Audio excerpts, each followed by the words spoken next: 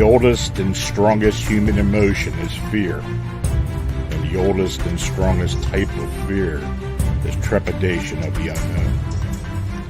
When we were children, our parents told us that monsters didn't exist, but we were sure that something was lurking under the bed or in the closet. Fear sees even if our eyes are closed. Welcome to the realm of the arcane. My name is Lon Strickler. Join me as I examine unexplained creatures, strange manifestations, and remarkable realities. Imagine this next hour as a voyage of discovery to strange lands, seeking not for new territory, but for new knowledge of the supernatural. Come on board as we begin this adventure together.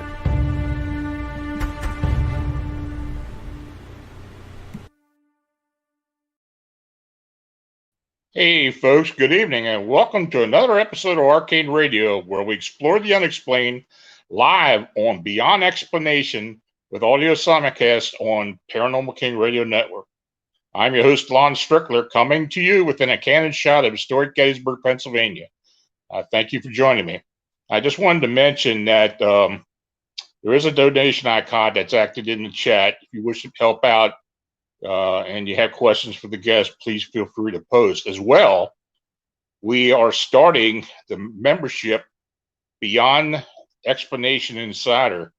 There is an icon to join on the YouTube channel. So if you want to do that, just go ahead and click that and you'll get exclusive insider information and some perks. So tonight, I welcome Phantoms and Monsters Fortean research investigators Butch Witkowski, Sean Forker, and Marcus Ellis to Arcane Radio's live Super Chat. Now, we will be giving updates on ongoing investigations, discussing new cases, and with your questions. Butch Witkowski is a UFO paranormal cryptid investigator and the founder of the UFO Research Center of Pennsylvania, based in Birdsboro, Pennsylvania. Sean Forker is a Bigfoot and cryptid investigator as well as a radio personality. He hails from Williamsport, Pennsylvania. And Marcus Ellis is a Bigfoot and paranormal investigator from central Mississippi. He is also an accomplished musician. The Phantoms and Monsters Fortean Research Team website can be found at cryptidhunters.org. So, gentlemen, thank you for joining me this evening. Thanks for having us, Lon. Hey, Lon. Always a pleasure to be here. Well, it hasn't really been too busy. Well, from you guys, I think, but for me, it's been somewhat hectic keeping up with some of the strange things that have been going on. But what I'm going to do is I'm going to go around the horn here and have you guys update us on some of the investigations that you've been working on. So, Butch, what's been going on your end? Well, we have a couple of reports of two are upright canines, one Clearfield County, one that we're not sure of. It could be a Bigfoot report. That's up in Center County. Sean's going to be handling that one. And then I have a rake-like being in below Elverson, Pennsylvania, in French Creek State Park. This time I think I really lucked out because I have two park rangers, one on each end, that are going to help out with information, mapping, anything else that I need. And it's really good now because the parks are closed, so it's pretty much running around. But I'm sure you remember the entities at the farm in Lancaster County that you and your son Matt were at. And I'll be going over there next Saturday morning at 9 a.m. Speak with the gentleman that lives there and to see if anything's been popping up. He did put out trail cams. He put out one at the back door there toward where Lon, you were walking. When you heard what you heard, one is facing that from the back of the home, and the other one is facing the pond out front, off the front porch. So we'll see if he's got anything going there. He doesn't have a computer to download the stuff, so I'm just going to take a laptop over, download his cards, and see what we can come up with. Other than that, it's just been, really busy just keeping up with old reports, trying to update the older reports. Of course, I always have my thing with Dyatlov Pass. I've been working on that forever, plus Todd Steve. But other than that, UFO sightings are up. Canine, Bigfoot sightings are up. So enough to keep you busy. And I know you're busy. Yeah, I've been getting a lot of crazy stuff. I got and I mentioned to Sean and No, not Butch, you, Lon. You get the crazy stuff. Yeah. Anyway, I talked to a guy up in Lake Placid, New York today, and it's interesting because we just brought a new affiliate in the group who lives up there. Well, anyway, this was an old report from back in the 80s, and apparently this other guy, friend of his father's, shot something that the way he described it to me was like a Wendigo. This guy was in the service, he had been a commando and over Nam, and this thing came rushing at him, and he had a Remington 270 and popped 6 rounds in this thing and killed it. And it took 2 pickup trucks, one with a cable or a rope, actually pulling the thing up from the front side up over the truck into the pit of the other truck. This thing was huge. And the description was that of a head that was like either a horse-like head or maybe the snout like of a canine, but had eyes like that of a human that were not up front, but were set to the side. And he said it was about 8 foot in height. But the strange thing about it was like a bluish gray in color with short hair all around. I mean, that color was all around. And he said when it was laying in the back of the truck, he took a stick and literally took this dull stick and stuck it right through this thing. Now, it wasn't non-corporal. I mean, there was a give to it. So he has no idea what it was. So eventually he took this thing, they took it to a butcher shop and tried to weigh it. And they put it on the scale and it doubled the scale. So it passed, it was a 1,000-pound scale, and it went past that and doubled it. So by that time, this guy's girlfriend had called, I don't know what, I had the initials of the group up in New York, but it was a federal group. State group. It was a state game commission. And they came and took it. And they said, well, we'll take this off your hands. And that was it. Now, unfortunately, he did get some evidence off of it. And apparently this guy still has it. He's still around. So that's what I'm working on at this point. And I don't know what to think of this, but it's pretty bizarre. So we'll see what that turns out to be. So, Sean, what's going on with you? Well, I'm kind of like Butch right now, Lon. I'm going through the backlog until this Center County sighting popped up. And it was funny because when the sighting came up, I missed it on phantomsandmonsters.com. It just started getting social media blasted to me via some Nexus, whatever, that takes your stories and kind of pushes them out there. Oh, it came out of Nexus feed. Okay. Yeah. And so like everybody's sending me this link. So I'm like, all right. So I read the report, this massive 8 foot tall Bigfoot, and I got a hold of you, and I want to get out there and get literal boots on the ground to get an area of this terrain. I know Butch talked to the witness a little bit. There's some details we got to work out there a little without going too much, into it, because it still is an active investigation. And you guys know I don't like to comment on active investigations too often. And, but I'm excited about that. But a lot of it is working the historical stuff. And it's funny because this case out of Center County, it really took me by interest because I've been getting reports out of there in the last couple years a lot more often than I ever have. And if you look at BFRO, GCBRO, even the old PA Bigfoot Society website. There aren't a lot of sighting reports from that area listed. But if I go through your blog, through the search feature, or I go back through various notes I have, there's a lot of reports there that aren't listed anywhere. Mm-hmm. So to me, it's really interesting. And I think it's because, and I've said this many times during many interviews, this part of the state up until recently wasn't a very actively investigated part of the state. And it's a very conservative area of the state with a lot of hunters and outdoorsmen that don't like to report this stuff when they have a sighting, right? Until, years later. So yeah, when we get a report up here, people kind of give you the whole, well, that was years ago. Well, yeah, but it still doesn't make it any less significant. It still needs to be analyzed and looked at. And though we might not be able to get anything physical from it, we can build part of a profile. And this is what happens when you're trying to actively investigate a creature, lack of a better term, right? We don't know what this is. We'll fight for years if it's flesh and blood or it has some sort of other aspect to it. But the fact of the matter is we can start building a profile around it. So that's what I'm working on. A lot of historical stuff. And in this case that just popped down right in front of me, I'm really just eager to get out there.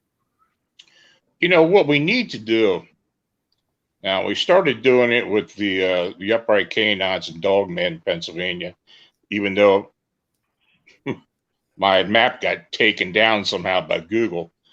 We need to take all the cryptid sightings in Pennsylvania and document them somehow. I mean, I'm getting a lot of stuff reported to me that never gets in any of the databases with you guys or Pennsylvania cryptozoology or any of these groups. There's even a Pennsylvania Dogman group. So I don't know. Maybe we need to do something about that. I don't know. Well, my brother Ray did have a Google Earth file populated with all the sightings in Pennsylvania he was able to compile. So if I could find that and send that your way, that'd be a good first step. And all that part when we were running the Keystone Bigfoot project, that was a big goal of mine, was to map Bigfoot sightings in PA. But I'm with you. I think we need to go the next step further and document all the weird crap and get it put up on a map somewhere. Yeah, map we really do. Yeah. Well, Marcus, what do you got for us? Well, I mean, it's kind of the opposite, from you guys. You guys have got more stuff coming at you than, the law will probably allow. Here in Mississippi, it's a lot harder to come by. People are like the old saying from Monty Python and the Holy Grail, it's getting better, but we're just not quite there yet. People are real reticent to come forward still. Just the other day, though, taking the opposite side of the coin, a coworker, a former coworker, contacted me and sent me a picture. They were out hiking out in on the edge of Yazoo County, and they sent me a picture of a possible track. It was compelling. I can't say for sure that it was or was not a track, but considering the fact that we now know that Bigfoot is active in this county and in Mississippi, period, it's possible. And the track was found close to a swampy area.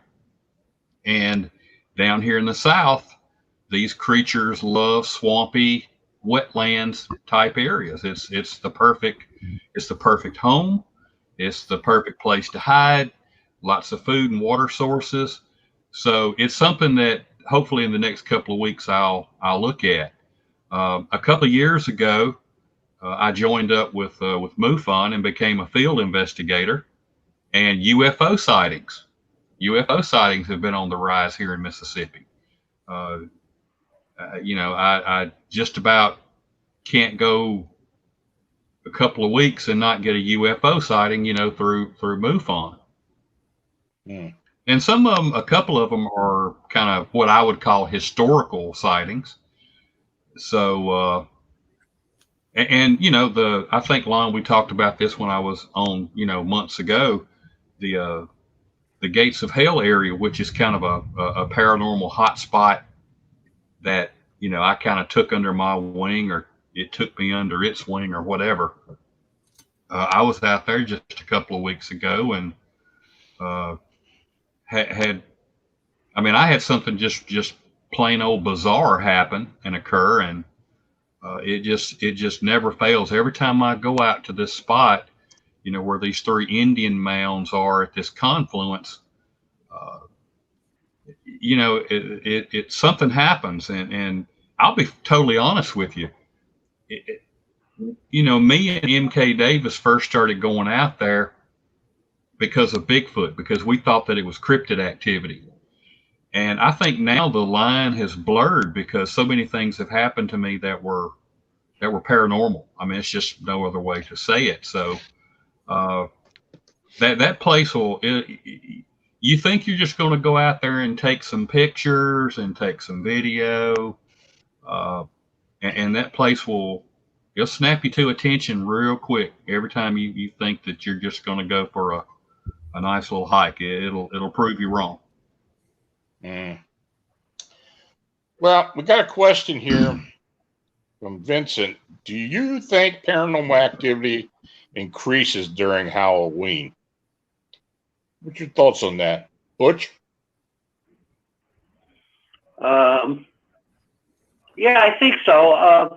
But you know, you can almost figure out what they are. You know, it's almost like the guy in the ghillie suit playing Bigfoot. But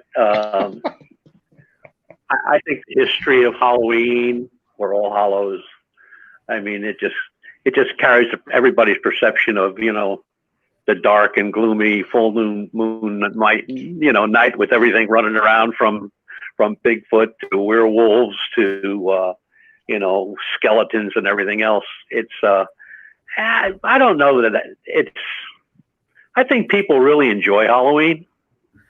You know, our friend and cohort Eric Altman. He goes ape shit.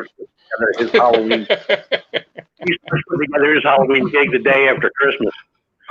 Yeah, that's right. But I think you know, I think people have a lot of fun with it, especially the kids. And unfortunately, right now here we have a really cold rain, and ain't too much activity outside. But I'm sure they'll make up for it tomorrow if it's nice out. Any other thoughts on Halloween? I think people get excited about it. I think excitement's up, but I don't think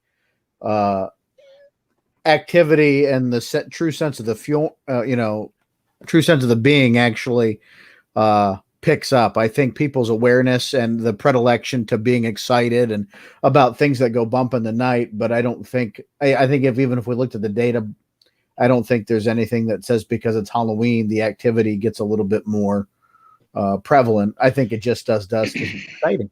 Yeah, I agree with you. I don't really notice much of a difference.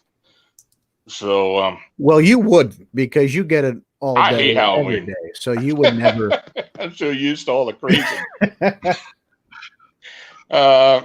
White Yetis, albino Bigfoot. Any albino sightings lately? You know, we had that one here in Pennsylvania a while back, but boy, I can't recall any of them since then.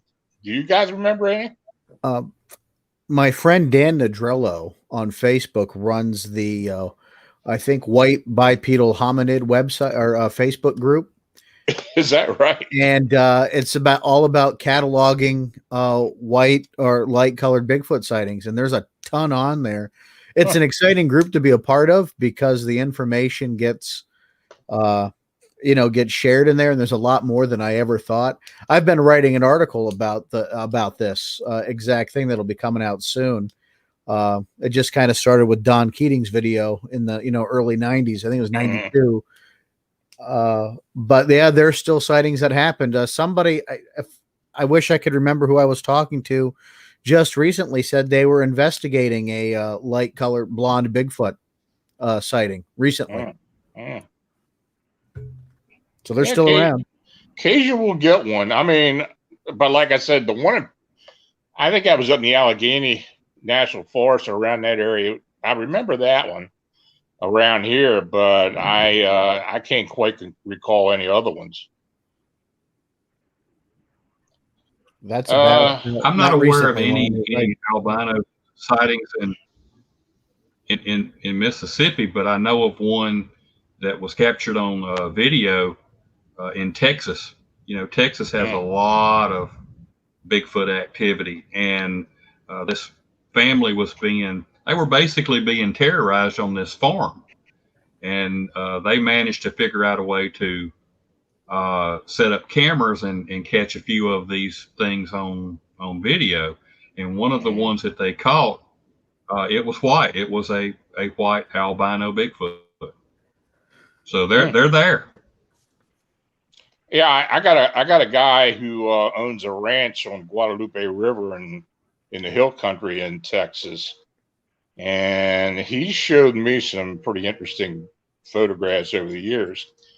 He said it's definitely an habituation there, and he did mention a lighter colored one. Yeah, but I don't, other than that, but there seem to be a different varieties of colors than the ones that he's been seeing. So I don't know. That's I don't know. It's just like anything else. I guess it shows up, then we talk about it. I didn't say that there's anything special about it. Rare, right? It's so rare. That's I mean, it's albinism isn't that common in any species. So when you see it, I guess the one thing that's been really interesting to me was the what do they call it? The opposite, the melanastic. Cats. Cats, and I think there was another animal I just saw recently that was pure black, which was really different and cool. It was who knows? I'm sure that'll be the next thing. Well, you go down further south and even in Mississippi, because there have been some panther and cat sightings down there, and all along the Gulf Coast. There have been a lot of cat sightings and a lot of black cat sightings that are probably Florida panthers that are just melanistic. So, one day we're going to have to really take a better look into all that. I mean, as far as cryptozoology altogether, because we know, even though the state of Pennsylvania is always denies it, we got mountain lions here in Pennsylvania. And, I mean, I saw one in Maryland. So I know they're here. There's no fence that stops them. There's not like an invisible anti-mountain lion shield up in PA that prevents it from happening. They killed one up in Connecticut a couple years ago. So they're coming down here. I mean, I don't know which way they're traveling. Some people seem to think they travel along southern Canada and come back in, either through New York or somewhere. But then again, they killed one in Chicago years ago. So I don't know, but they're here. I mean, it's just like, we didn't have coyotes here 30 years ago. Now they're everywhere. We sure as hell have them now. We had these coy wolves as well, which are a mix of, they have coy dogs too, but they have the coy wolves, which are a mix of coyote and timber wolves that are coming down from Canada. And of course, these coyotes have been mating with regular dogs.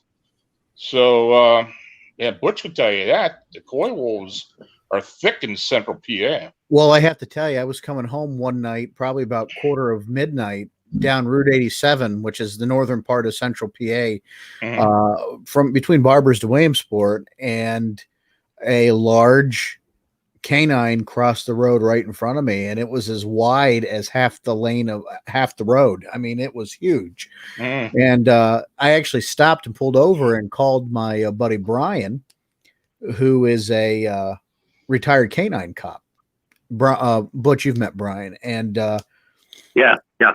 and he's like, it's probably one of these coy wolves or something around here, because none of his neighbor's dogs were out, and it would have been further away from his neighbor's dogs. But it scared the crap out of me. I almost called Butch and said, "Hey, I think I saw a dog man."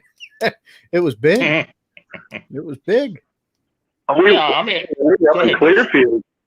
in Clearfield, the ranger showed us The ranger showed us pictures of a pack of 8 and a pack of 10. They're huge. I mean, people think, well, what are you talking, like German Shepherd, huge? And they're like, no, much bigger than that. And, you know, people got to remember, those coy wolves, they have a wolf mentality. You may look at 1 or 2 in front of you, but I'd be worried about the 8 or 10 behind me. Yeah, you know, I know up in Canada, up in southern Ontario, around Toronto, they've had those coy wolves up there for over 20 years. In fact, they've been trapping them and trying to move them off.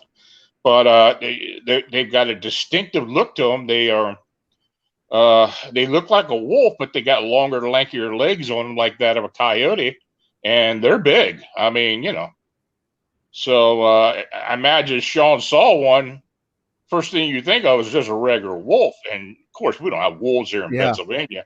Well, and that's what I thought. It's like, my God, that's a wolf. I'm like, well, it's not quite. It was big, and I mean, it wasn't like, you know, it sat around there and waited for me to give it a treat and, you know, look at it. But I mean, I got a good enough view to know what the hell I was looking at. It was just big, and you know, it kind of goes to the, you know, the reality of some of these things we look for, whether you believe in the Bigfoot or the dog man. There are real animals out there that could potentially harm you, and you need to be on alert and pay attention to your surroundings and what's going on out there. These things will hurt you. I mean, it's not because they're malicious, it's just their nature, and you know, can't change nature. Well, Marcus, what have you had any canine sightings down there? Now, I know I have had a few in Alabama. I've up around Birmingham, all around Birmingham, the suburbs. There've been a lot of canine sightings, big canine sightings there. Have you heard of anything like that in your neck of the woods? I have not, and that's something that I find. You know, it's amazing to me. I mean, we get Bigfoot reports, we get panther reports, you know, ghosts, UFOs. We get the whole schmear. But you know, since I started investigating, you know, a few years back, I have yet to have somebody come up and say, "Hey, you know, we saw what, you know, people are referring to as a dog man." Now, I forget the name of the website. They're on Facebook. Oh gosh. There's a page on Facebook that is dedicated to dog men. You guys may know what I'm talking about. But they've got a map, and there are a smattering of, you know, dog man sightings in Mississippi, but they're very few and very far between. And I don't know. I don't know whether, you know, dog man just is not as prevalent here in Mississippi, or whether people just won't talk about it. I really don't know, but I would love to get my hands on more, you know, information and sightings about dog man. I would love to know more. And well, if anybody hears it, or you guys hear it, I'll be happy. Yeah, I've been getting sightings down in Louisiana and Alabama for the most part. I mean, it kind of got you surrounded. So,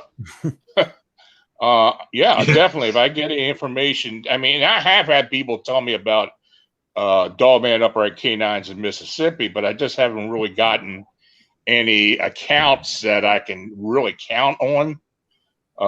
Hey, I get any down there, you're definitely getting them. I mean, I see Mississippi, it's going to Marcus. So, well, you know, I think you just recently, I'm not sure. I know recently you talked to Dark Waters, right? You know, the radio. Well, now he has an incredible dogman story that was from his childhood. And at one point, he even had an encounter himself.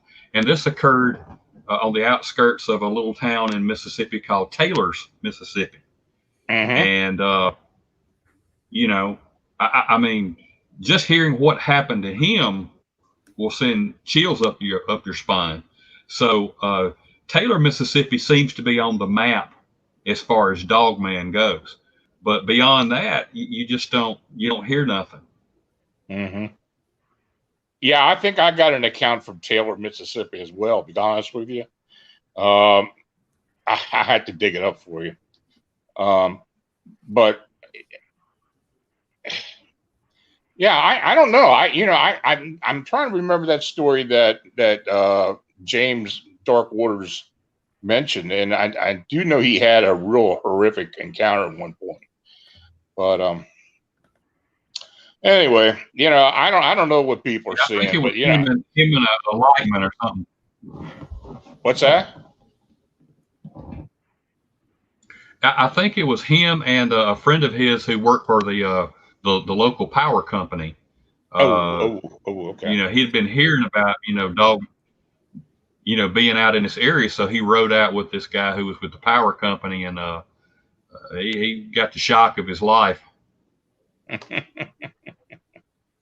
Well, you know that James is out. He's got Dogman Cams now, a new website, and he's actually out there setting up trail cams to capture Dogman. So smile. So I don't know. I mean, I hope it works out for him. I'm kind of helping him out with it, and I'm doing some advisor stuff with it with him for it. So, do you think it's gonna work, Lon? I mean, what are the odds? Like, because they did that with Bigfoot in the past. Remember, they've had those Bigfoot cams, and it doesn't hurt to try, right? I don't know. That's why we do what we do, my friend. I mean, I don't know. I don't really know if it will work, but then again, believe me, if he gets one, he's going to let everybody know about it. True that. But no, we'll have to wait and see. See, what happened was there was one captured on camera down in Florida on Titusville or Fort Pierce, around Fort Pierce. And the guy sent this video to James, and I looked at it because he's got it up on his YouTube channel. I don't know what the hell that was, but boy, did it look like an upright canine. I mean, it really did. I mean, it was dark and it was more shadow than anything else, but man, I mean, the outline was very interesting. So that kind of sparked him, and now he's renting these trail cams and stuff and going and setting them up all over the place down south. So how do they connect? I mean, I guess that may be technical talk we could talk about off the airs, but yeah, no, I think it's all Wi-Fi. I mean, I think it's all Wi-Fi. However, he's got it hooked up to whatever servers or whatever he's got going on there. I don't know. I mean, because we thought about doing something like this over the summer, setting up a fake kind of camp and then a blind, and actually staying in the blind and having all this stuff run through wires to like a camera system and having it up there for a while, like with rotating people going in and out to kind of man it. But it's a lot of tech and a lot of man hours, and just how the technical ability to pull it all together is pretty damn amazing. It takes a lot of work and dedication to do that. Yeah, that's right. And we'll see. That's all I can say. So, hey, folks, if you got a question, just go ahead and type it into the chat, and we'll see if we can all answer it for you. Somebody's asked about goblin sightings. Any goblin sightings? I guess this is the time of year for goblins. So only me at dinner time when I'm gobbling down my food. Gobbling down your food. Wow, that was a bad joke. Wow. You know what, though? Have you watched the Hellier series? I didn't watch it. It's interesting. Now, you could draw all kinds of conclusions. It's something else, man. Just bringing up goblins. What is that? The name of that town? Oh, Hellier. But the Hopkinsville Goblin? Is that the Hopkinsville thing. Yeah, we're gonna eventually do we're gonna do a documentary about that on here. That's cool. Yeah, so I'm working on the script now, but we're doing all kinds of different things. Anything involving caves, just keep me out of it. I ain't going in the cave. Well, we do believe the caves have a lot to do with are involved with a lot of the upright canine sightings here in Pennsylvania. So coal mines, abandoned mines, like all that stuff, man. This state's littered with them, and it's who knows? We really don't know. And for years, that's been speculation on the Bigfoot stuff too, right? And sure. So I mean, it does make sense. It is easily accessible shelter and subterranean access. Who knows? I'm not brave enough to go in and try one. And, given my level of physical fitness, I don't know how many of those places I'd actually fit in. So, yeah, right. Well, I'm in the same boat with you, my friend. But, now, Butch, the caves are just loaded in this state, let alone all the abandoned government facilities here in Pennsylvania as well. Especially from the war. From the World War II, they had all these munition areas here in the state of Pennsylvania that are just abandoned now. I think there's a place up there where you're from, up in Williamsport. That's either an old town or an old facility that it is. It's got a whole history on.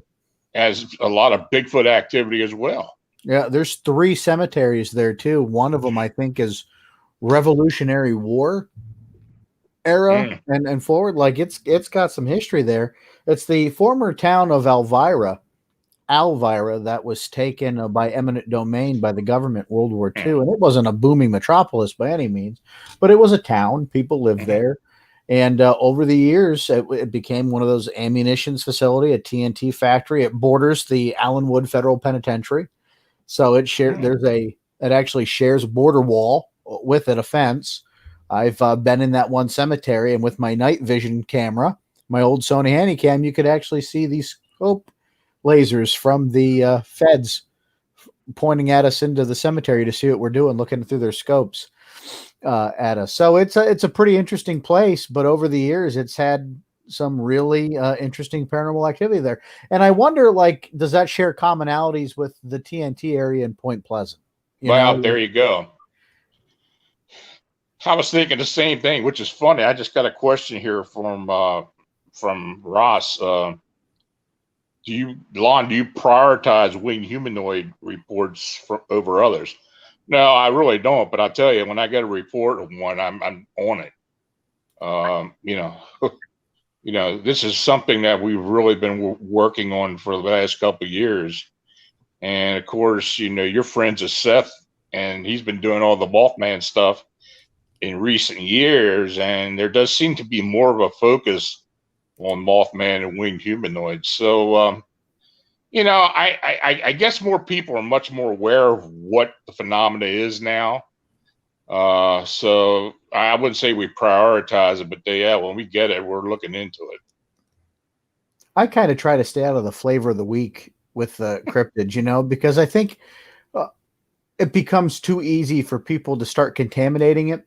Even with other researchers, Lon, it's hard to, not that you ever want to restrict access to people, but sometimes access needs to be restricted just so it's not contaminated or just oversaturated. And it happens. It happens in every field. If I get a Bigfoot sighting, I'm not telling 42 people to go out there and traipse along with it. I want to keep it, its integrity as intact as much as possible. So, it's just one of those things. The more popular it becomes, sometimes the less interested I am in the moment. Catalog it, check it out, and then follow up on it later. Yeah. Well, I agree with you there. Yeah. When we've been doing this thing in Chicago, I was kind of worried about that. Though I don't think that has really become a problem because, of course, we're going to get sightings that are just definitely, implausible.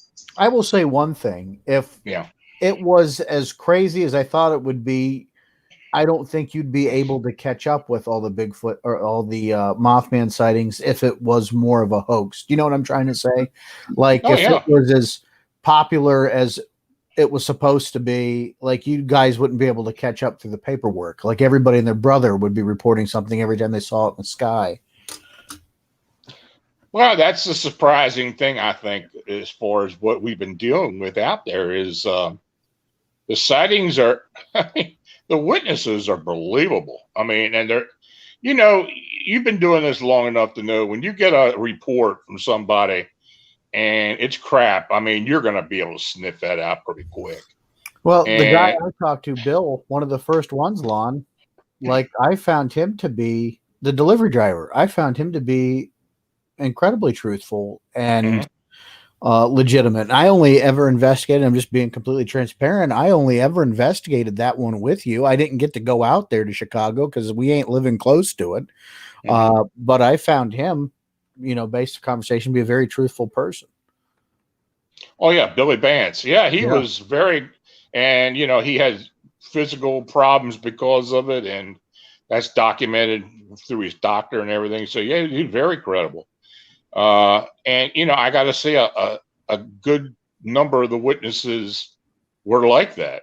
They were coming up with details that we just didn't publicize that much, and of course there were a few differences, and it just made it part of the whole story.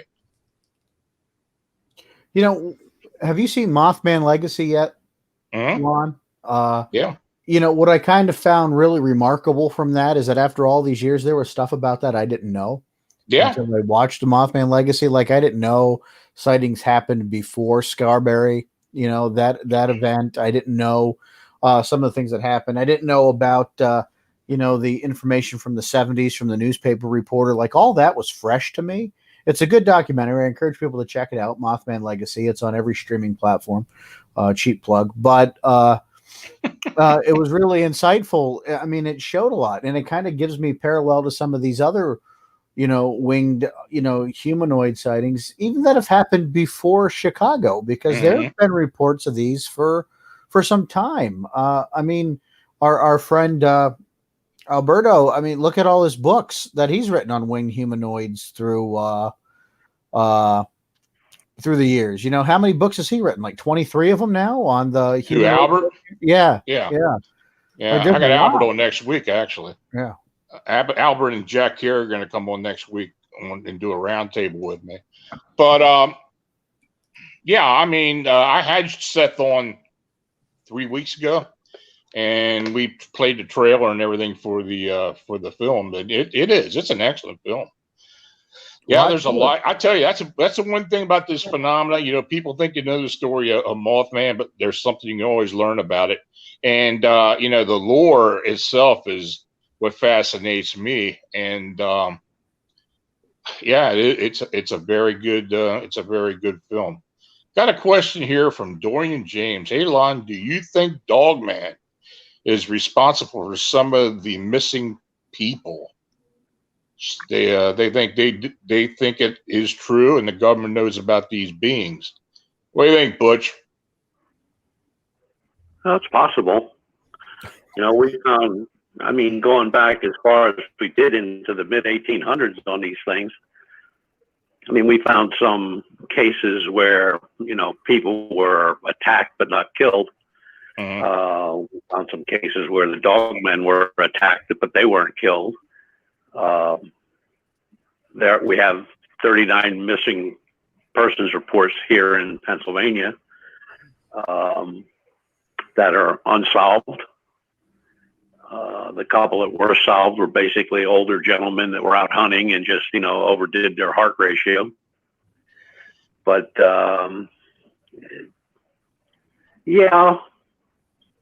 but possible. I kind of waver both ways on that because of, it could be a lot of things that would take you in the woods, a bear, cougar, remember the whack job that was killing people up on Appalachian Trail. So it doesn't have to be anything out of the realm. It could just be a human, but I don't know. There's just not enough.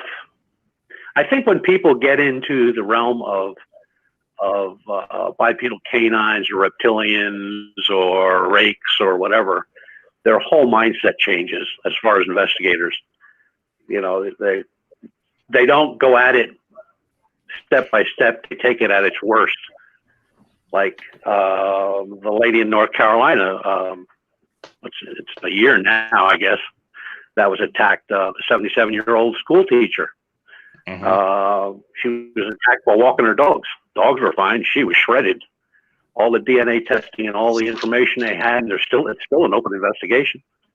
They have not found anything that corresponds with the type of wounds that she suffered, nor have they connected any DNA, hair samples, or anything else.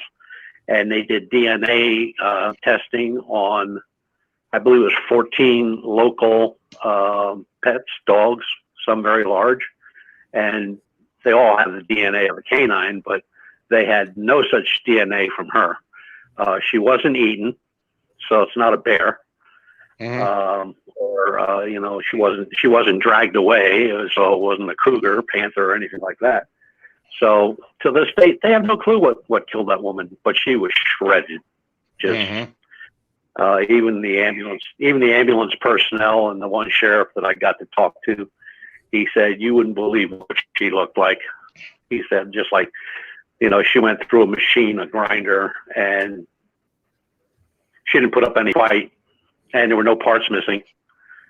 So who knows what's out there anymore?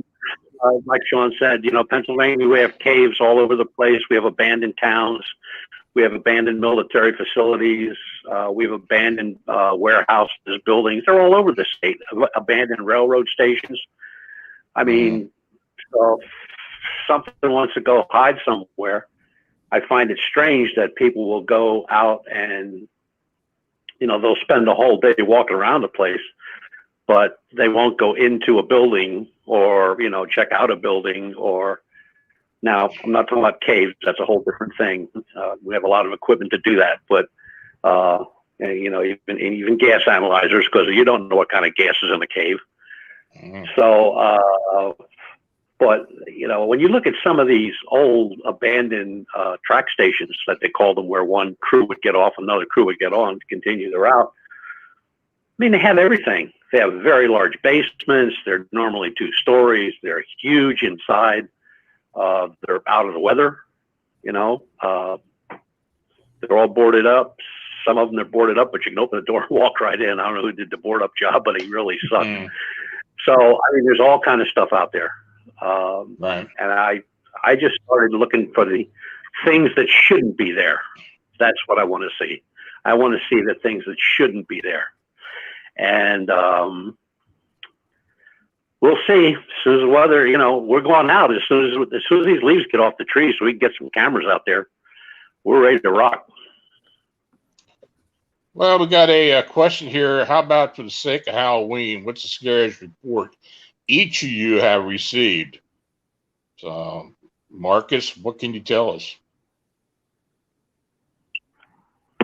Well, again, I gotta go back to the legend of Hell's Gate, here in central Mississippi. Me and another researcher were investigating one Halloween night a few years ago, and we had gone out there looking for potential Bigfoot activity, and I definitely think we got it. But our first few minutes of being there, it was relatively quiet. We had been relatively quiet, but I mean, we weren't just, running silent. But after a while, I had a LED spotlight that I shined out across the Sunflower River. And after I did that, I mean, all hell broke loose. I mean, we had wood knocks, we had whoops, we had the sound of limbs breaking on top of one of the mounds. I got hit with a rock. I mean, something threw a rock and hit me. Got it on video. I mean, and what was going on behind us? We heard these. I don't know. This was probably coyote, but all this stuff was going on at one time, and it was pretty freaky. And we after so much of that, the old mind and the old common sense kicks in, and you're like, it's been real and it's been fun. but it might be time to end the real fun and get the heck out of here. So that was one of my Halloween nights at Hell's Gate, so it was pretty wild. How about you, Sean? What's the And scariest I had a report witness, you've ever I had? had another investigator. Cool. Well, I think the one I'd tell you was my own experience out in Clearfield. Oh yeah, and that had multiple witnesses as well, me and two other gentlemen, where this thing kept disturbing us while we were in our tent, and it kept coming back several times without making. It's a very long story, and I've told it on the show before. That was a pretty intense night. I mean, other that I've experienced personally, I would get this call from a gentleman that lived out in the middle of nowhere back in the early 2000s when I just started really getting into the research lawn. And one night I got a call at like 3 a.m. my time. And this gentleman starts telling me about these sounds he's hearing outside his house. And he stuck the phone out the window. And you could hear these godforsaken screams that were coming from around his home. And the phone went dead the one night in the process of this. And that was pretty horrifying. I don't ever know what happened to him. I never looked into it. I never heard from him again. But I wish him well. I hope you're fine, pal. That was pretty scary. But my own experience in Clearfield and then that always just terrified me. This guy would call me every few months. And with just these stories, he had these sightings. And I used to think he was full of crap. And that one night, with the screams, it just, I don't know, man. That gets to you. And I was just a little baby Bigfooter back then. Like, hell, it was frightening, guys. Very frightening. How about you, Butch? Oh my, let's see. The most terrifying encounter at Halloween, meeting my Well, mother-in-law. it doesn't have to be Halloween. It could be anything. Mom.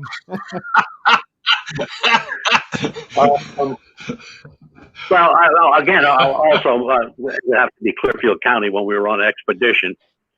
And for the weekend, we had Tom Ferentz's son, Matt, and myself and Troy. We were up there for the weekend on Mountain Road, where right below Mountain Road and off to the west, about a mile and a half, was our first bipedal report. And then the second one was about 10 miles in the other direction. But it was on the whole weekend was kind of unnerving because it was a full moon weekend.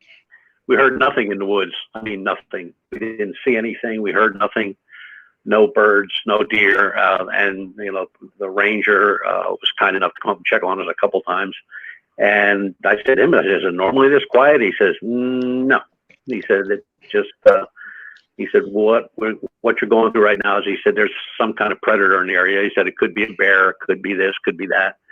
Could be coy wolves, and I'm thinking to myself, yeah, well, I hope it's a lot more than that, because that's what we're set up for. But, we couldn't keep a fire going at night, no wind. When the wind did come, it came from north and went south, and then went south and went north or east and west. And when I talked to the NOAA people up at Penn State University, the guy says, I said, how does that happen? Our little portable, we didn't have our big weather station, but we had the portable hanging in a tree, and that does the same thing, and it's all captured on an SD card. And I said, but, the wind changes north, south, east, west. It doesn't go anyplace else. And he said, it's not unusual. He said, it's not going to happen in Pennsylvania. He said, but you could find it in the Himalayas. And I went like, oh, okay, great. But it was just, it was eerie. Like the full moon, all the coyote and coy wolves, nothing. No howling, basically dead silent. That was kind of creepy. Hey, Sean, go ahead and talk about Clearfield again. People want to hear about that. Well, so Clearfield, I mean, you really have to know Clearfield County has been a huge area of Bigfoot sightings over the years. I mean, we're not talking about recently. We're talking about since we've probably been collecting Bigfoot reports in PA. Clearfield has had the sighting reports, large concentration. It's in the near the Allegheny National Forest. It's a very wilderness type area. In this particular area we were at, Rockton Mountain, there had been sightings there. Actually, that year that September, October we went, Lon, that year there were a whole bunch of sighting reports that happened, which is why we went to that area to kind of elicit, see if we could, pick up some activity. Mhm. You go into these areas and I don't think you ever anticipate anything happening. At least I don't, maybe because I'm more cynical than I am, practical, but we had some equipment in the tent and we were setting up for the night, and there were Eric Altman,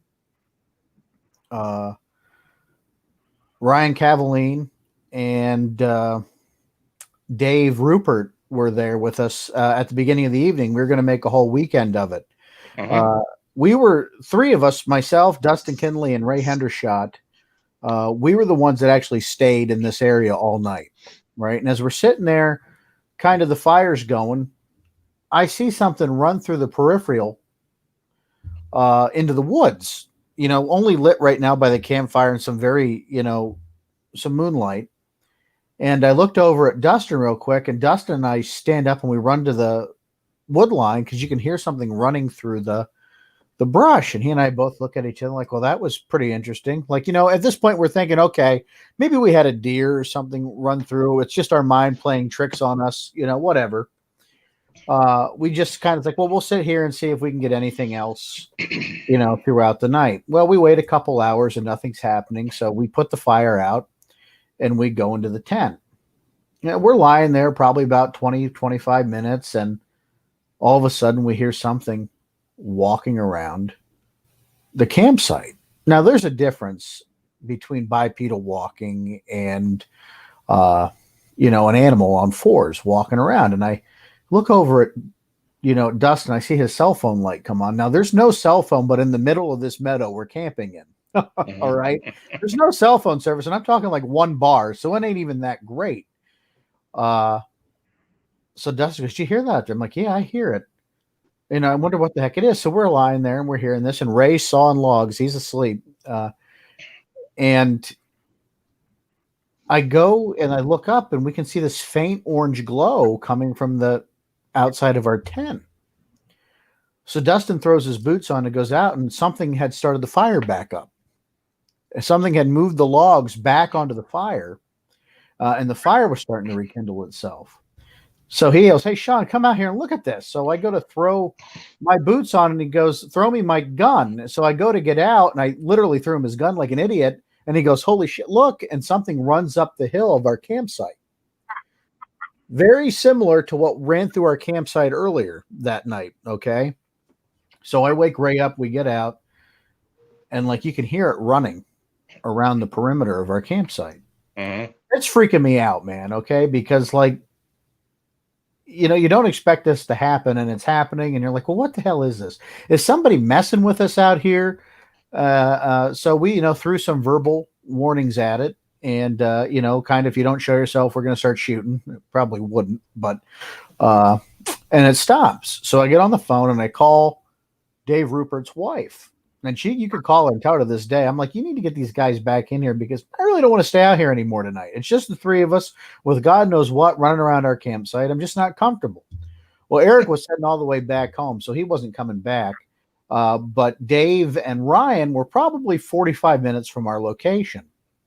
So she goes, well, I'll try to get a hold of these guys and I'll send them out your way. So we're sitting there and, about an hour, and then Dave and Ryan come out, and Ryan has our reactions filmed. You could probably see the film to this day of us petrified, wanting to be extracted out of there. And they managed to talk us down like, hey, you know what? This is why we're out here. You guys are out here getting some, good activity. Do you think you could stay? And we'll hang out with you for a little bit, and then we're going to go. Okay, fine. We'll stay. You made us seem like we're heroes. We'll go ahead and stay a little longer. We're out there. Nothing happens. So they go and leave. Well, about 35, 40 minutes after they leave, here comes something through our campsite again. Well, at this point, we are ready. Okay, we jump out like we're a 2-man, 3-man extermination team, and I start yelling at this thing, and you could see it just faintly moving from behind a tree and back looking at us. So Dustin took one of his glow sticks, and he throws the glow stick out into the woods. Well, something picks that glow stick up and is walking around with it. And I yell at it. It throws the glow stick down. Well, I had enough. And I'm like, all right, obviously this is somebody messing with us. I said, Dustin, get your gun ready. So I start yelling at this thing that, show yourself now. We're going to start pumping you full of lead. I've had enough. Like, shoot it, Dustin, shoot it. Well, Dustin couldn't shoot it because he didn't want to commit a crime. And it did run off. And it just left us with this feeling. It kept coming back. And I'm probably not doing the story justice because I really wasn't planning on talking about it. But the next morning, we go back and we lay down in the tent. It starts to rain. Nothing's happening. Okay. Nothing happens for the rest of the night. We get up the next morning. We throw everything into a tote, and I run with that tote to the 1.5 miles, 2 miles back to my van. It took me probably 8 minutes to run that far, and I'm fat. Okay, that's a feat for a guy my size.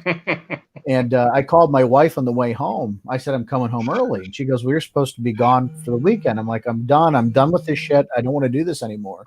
I'm finished. And then I went home and called Eric and Lon. I even talked to you. I said, I'm done. I don't want to do this. It left me with such fear because whatever it was didn't care that we were going to harm it. Maybe it didn't understand it. Maybe it couldn't reason with it. And it didn't care that it was intruding in our space, and it kept coming back. And that was the thing that frightened me the most, is that it kept coming back to us. And I didn't know what it was going to do. And at one point, when we were talking about it later, Ray said he distinctly remembers something reaching and touching him through the tent wall. Wow. I slept in the center of the tent. Nothing would have touched me, but Ray said he distinctly remembers being touched. And then I think about my buddy Billy Willard, who was grabbed in his tent in Paris, Texas. Something grabbed his leg in the tent, and Steve calls, and you start putting things together, and you're like, well, what the hell did we experience out there? And it took me 2 years to go back to that area, guys. 2 years it took me to get the courage to go back, and that was with a large team of like 12 people. Yeah. I remember that distinctly because it's funny. I was at home that night. I mean, I'm down in Maryland, and Eric called me, and he says, I don't know what the hell, I'm on my way back from Clearfield, and Sean just called me. Did he call you? And you hadn't called me yet. And I said, no. He said, I don't know what the hell's going on up there, but he said, man, he's scared shitless. Something's up there in the camp. I said, was anybody going back up? He said, well, I'm not. He said, well, he's going to have somebody come up there, I guess. So, well, Dave Rupert went back to look. Yeah. And Dave had game cameras up, right? Now, the one thing I didn't think about, and I mention this sometimes, not all the time, but while we were in the tent, as it started to rain, there was this bright flash of light. So I was like, okay, well, there's a game cam out there because I know Dave put game cams up. I wonder if that flash was from a game camera. Mm-hmm. So I talked to Dave a couple days later. He goes, no, those cameras didn't have any flashes on them. Mm-hmm. But none of the cameras were posted towards the campsite per se, because we set the tents up after before he had set up the cameras. You know what I mean? Like, so it was just weird. And like none of that got documented. And the bitch of this is, it really pisses me off now in hindsight. I had my Sony Handycam in the tent with night vision, and we probably could have used it to at least see what we were looking at. But at no point, again, this is where you empathize with witnesses, because at no point when you're going through this do you think, hey, I need to grab that. You know what I mean? Maybe, I need to really grab that and use it. And I don't know how many times I've heard people say it. And before I had my experience, I used to say, well, that's just the biggest load of BS, like whatever, until you go through it and experience it. And you're like, well, no, it's because you're just not thinking about it. At that moment, I'm thinking of self-preservation and getting the hell out of there. I'm not thinking about taking one for the team and getting evidence, like I want to get out. It was a horrible experience. Well, for folks who don't know what we're talking about, this was the Pennsylvania Bigfoot Society's research area up in Clearfield now. It still is the research area. You guys still using it? Yep, we still use it. Well, I have heard a lot of stories about what has going on up there, because I know Eric used to tell us about they'd be out in the middle of the meadow and they'd have twigs and stones and stuff thrown from both sides at them. and he had a pretty interesting UFO encounter there as well. So he was seeing all kinds of lights in the sky that were just doing the crazy stuff. So there's something definitely going on up there. And I have never been up there, unfortunately. Well, I can tell you, Lon, that several times I've been up there with other investigators, and one thing we could almost depend on it while we're there is just an unknown flash of light.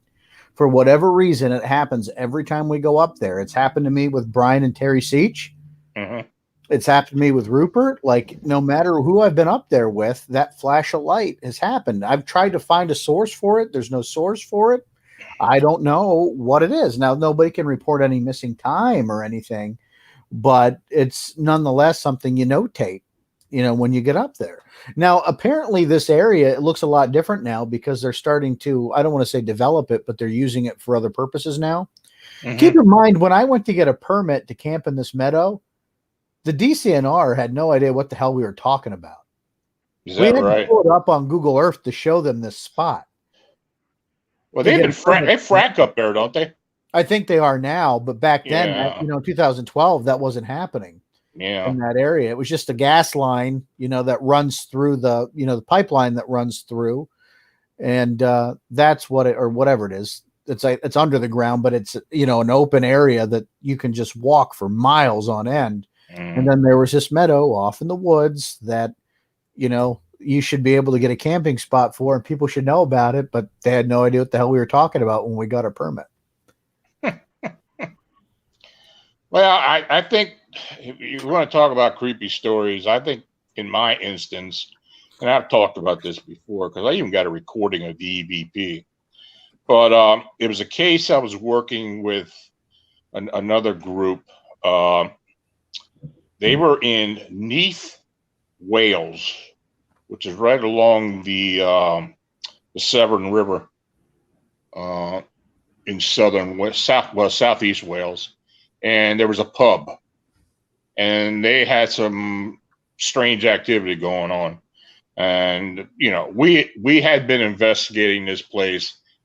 We had gotten all kinds of crazy evidence. I showed Sean some of this years ago, but we had stuff disappearing on camera and a lot of crazy apparitions and a lot of weird stuff. And we did remote views there, but we actually worked the area for a couple months. And the reason why we got called in was because the two guys who were running the place had separate apartments. They were living upstairs above it. And one morning they had come downstairs, and the bar, something had took the sugar dispensers and dumped all the sugar on the bar. Another morning, they came down and all the candles in place were lit. So something was going on. People had commented about an apparition walking through the place during the day. This little girl that was walking through. Well, anyway, we were in there one night. I was on my computer. I was watching it through Skype, and the head investigator told me that they were going to go ahead and do some EVPs. I said, okay, that's fine. So I'm sitting there watching it, hoping I could see something. And we had another group here in the U.S., part of our group, on another computer that were watching through their camera. And we didn't really hear anything online, though the other group said they heard some voices. Well, they wrapped up the investigation. Oh, and I have to say, the head investigator had two of her friends from London there with them.